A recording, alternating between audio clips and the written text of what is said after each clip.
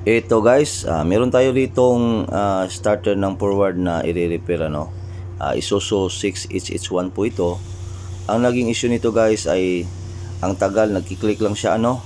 Tagal niya makaikot nung starter o makapag-start. Nagki-click lang siya, ayaw niya makaikot. Ito, binaklas natin yung kanyang starter agad at tiningnan natin agad itong kanyang contact point ng kanyang solenoid. Ayan, kung mapapansin natin agad dito, marami po ritong marami itong spark dito. Nagkakaroon dito ng spark, ibig sabihin nagkakaroon dito ng lost contact. Kaya ito guys, papantayin natin itong pinag-sparkan nito ano.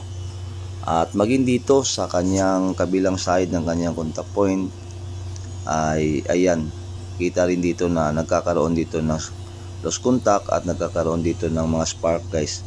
Kaya hindi na siya nakakapag-contact ng maayos. Yan, dapat din yan. Tanggalin natin at lihain natin yan para mapantay, maalis yung pinagkaroonan ng ng spark.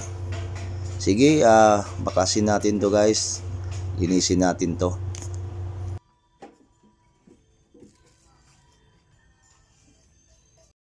Ayan, tapos na nating malinis ano itong kanyang mga contact point. Ayan, ito po siya ano. Ito po yung isa. Malinis na to guys at naipantay na natin.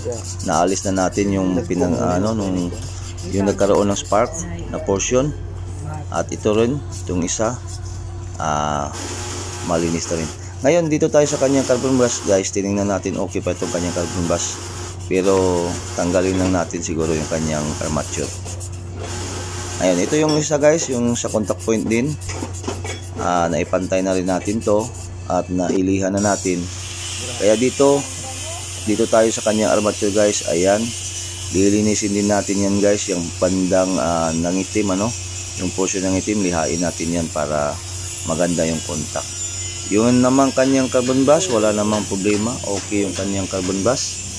Kaya linis lang tayo dito guys para maibuo na natin uli at maikabit natin dun sa kanyang unit.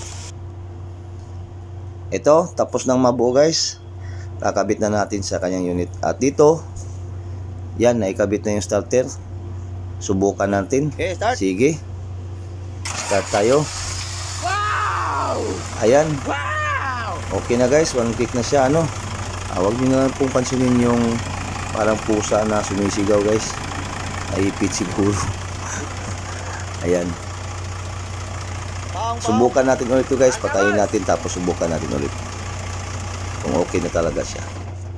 Usap! Sabos! Start! Wow! Ayan. Okay na guys ano. At ganyan lang po. Kaya pagka nagkaroon kayo ng ganyang problema, tingnan lang ninyo yung kanyang contact point ng kanyang solenoid, ng kanyang starter. Ito po ang unit natin guys, forward ito. Sige, salamat po sa inyong panonood ano, and God bless po.